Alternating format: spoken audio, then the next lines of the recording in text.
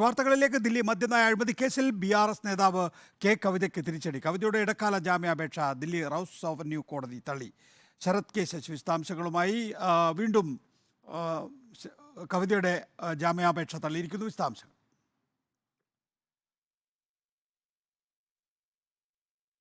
നികേഷ്, കഴിഞ്ഞ മാർച്ച് 15-ാം തീയതിയായിരുന്നു ദില്ലി മദ്യനയ അഴിമതിയുമായി ബന്ധപ്പെട്ട് BRS നേതാവ് കെ കവിതയെ എൻഫോഴ്സ്മെന്റ് ഡയറക്ടറേറ്റ് അറസ്റ്റ് ചെയ്തത്. മകന്റെ പരീക്ഷയായതിനാൽ കേസിൽ ഇടക്കാല ജാമ്യം നൽകണം എന്നതായിരുന്നു ഈ ജാമ്യാപേക്ഷയിൽ പ്രധാനമായും കവിത ആവശ്യപ്പെട്ടത്. ഈ ആവശ്യമാണ് ദില്ലി റൌസ് അവന്യൂ കോടതി ഇപ്പോൾ തള്ളിയിരിക്കുന്നത്.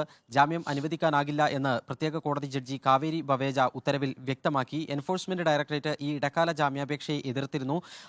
കേസിൽ നിർണായകമായ വഴിത്തിരിവ് ഉണ്ടാകാൻ വേണ്ടി പോവുകയാണ്. അത്തരത്തിൽ അന്വേഷണത്തിന്റെ പുരോഗതിയെ ബാധിക്കുന്ന തീരുമാനം കോടതിയുടെ ഭാഗത്തു നിന്നും ഉണ്ടാകരുത് എന്നതായിരുന്നു എൻഫോഴ്സ്മെന്റ് ഡയറക്ടറേറ്റിന്റെ വാദം. ഈ PMLA നിയമത്തിൽ തന്നെ 45-ാം വകുപ്പിൽ സ്ത്രീകൾക്ക് ഇളവ് നൽകാമെന്ന് പറയുന്നുണ്ട്. ആ പരിഗണന നൽകിക്കൊണ്ട് മകന്റെ പരീക്ഷ കണക്കിലെടുത്ത് കവിതയ്ക്ക് ജാമ്യം നൽകണമെന്നായിരുന്നു ആവശ്യപ്പെട്ടത്. പക്ഷേ കവിതയെ പോലെ ഏറെ രാഷ്ട്രീയ സ്വാധീനമുള്ള ഒരു വനിതയ്ക്ക് ആ ഇളവ് ആകില്ല എന്നതായിരുന്നു എൻഫോഴ്സ്മെന്റിന്റെ നിലപാട്. ഈ വാദം അംഗീകരിച്ചുകൊണ്ടാണ് കോടതി ഇപ്പോൾ ഇടക്കാല ജാമ്യം നിഷേധിച്ചിരിക്കുന്നത്.